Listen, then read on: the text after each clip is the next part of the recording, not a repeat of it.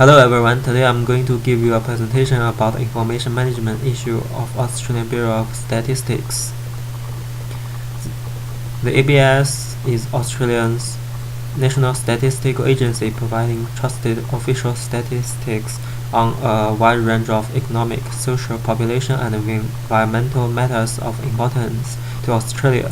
They also have an important leadership role coordinating statistical activities and collaborating with official bodies in the collection, compilation, analysis, and distribution of statistics.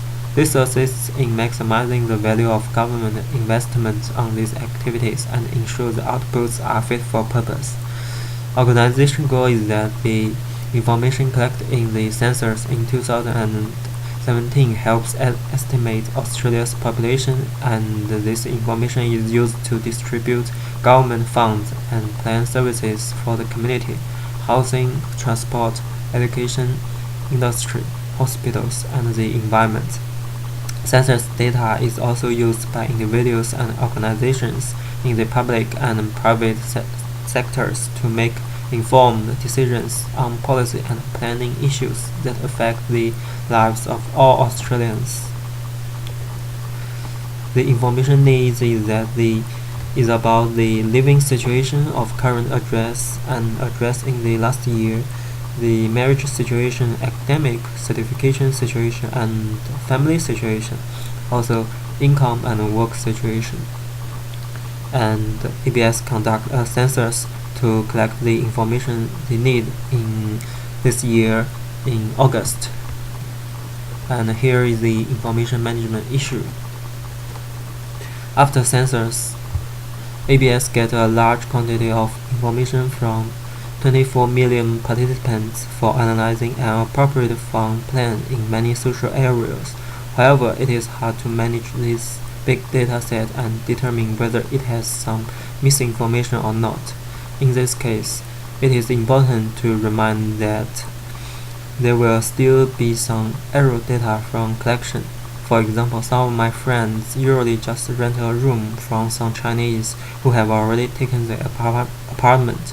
Usually they will live there for 3 months to half a year and move to other place like this way in later.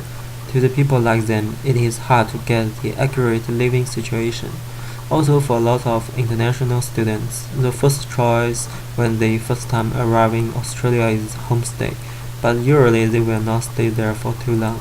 In this case, many people, when seeing the question, "Where do you live 1 year before?" they will write down their address of homestay, but actually they have already changed their place many times. Also, for the income situation, some Chinese students that I know do the no-tax job in some restaurants or other places. Some of them choose to select no income instead of write down the real income in labor. As Aho and Spencer state that errors affect forecast results in several aspects, and from this article, authors use different mathematic formulas to demonstrate the efforts of error on forecast and estimate. Although these are only some cases around myself, and a little number of error cases will not affect the results of the whole dataset. However, if there are still many errors like what I just described in the dataset as the assumption, they may affect the results of census and have some misinformation to make future fund plan in many social fields.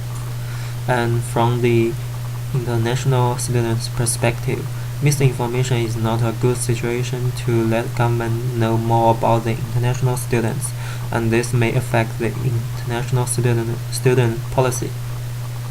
On the other hand, with the development of data mining skills, it is more easy to deal with the analysis of big data.